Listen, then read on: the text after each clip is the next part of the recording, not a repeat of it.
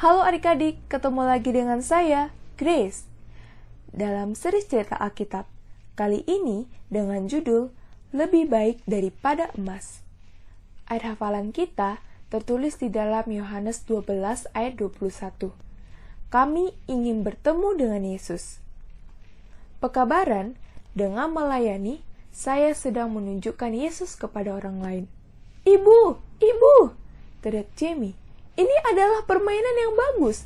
Kami pernah memainkannya di sekolah. Dapatkah kita membelinya? Aku mohon. Ibu ingin membeli permainan itu untuk Jamie, tetapi ada hal yang lebih penting. Saya hanya berpikir kita tidak dapat membelinya sekarang. Saya tahu kamu kecewa, Jamie, tambah ibu. Tetapi kita saling memiliki, dan Allah memberkati kita dalam banyak cara yang lain. Tidak apa-apa, Jamie tersenyum. Saya senang kita saling memiliki dan banyak berkat yang lain dari Allah, hal yang lebih baik daripada uang. Dalam cerita hari ini, Petrus dan Yohanes membagikan sesuatu yang lebih baik daripada uang kepada seorang pengemis. Menurutmu, bagaimanakah perasaan pengemis itu?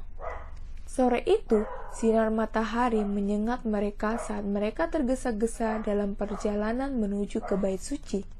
Itu sudah hampir tiba saatnya untuk mengadakan korban petang hari. Petrus dan Yohanes mendekati gerbang indah. Mereka tersenyum kepada orang yang duduk di gerbang tersebut. Dia duduk dengan bertekuk lutut. Hari demi hari, orang-orang yang menolongnya membawa dia ke tempat yang sama. Di sana dia dapat meminta uang dari setiap orang yang datang berbakti. Saat Petrus dan Yohanes mendekatinya, orang itu memegang tangannya.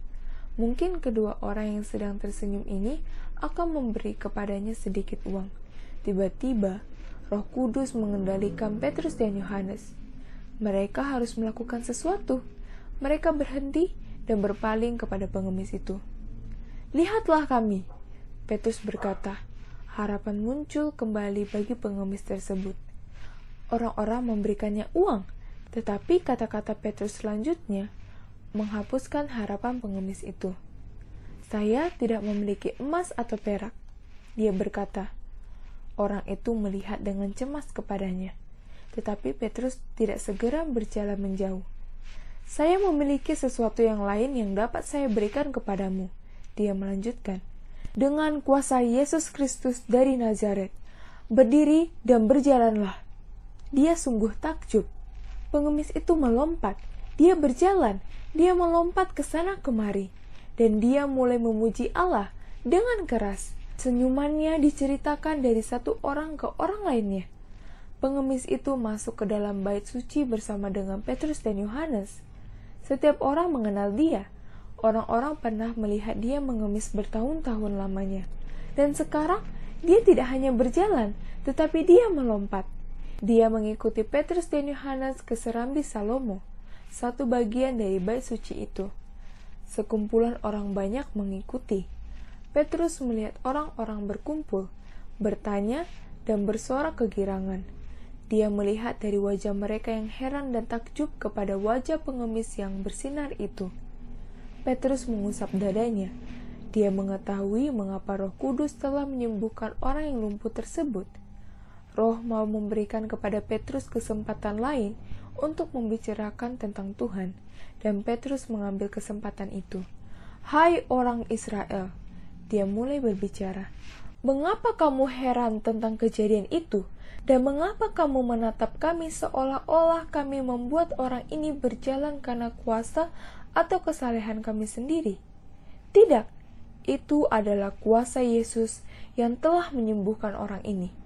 Engkau dapat melihat orang ini dan mengenalnya. Dan kepercayaan itu telah memberi kesembuhan kepada orang ini di depan kamu semua." Petrus mengatakan kepada mereka bahwa Yesus adalah Mesias yang telah mereka tunggu-tunggu. Dia mengatakan kepada mereka bahwa mereka perlu untuk mengikuti Yesus dan Allah akan mengampuni dosa-dosa mereka.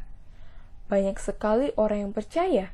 Mereka percaya karena Allah telah menggunakan Petrus dan Yohanes untuk menyembuhkan orang itu.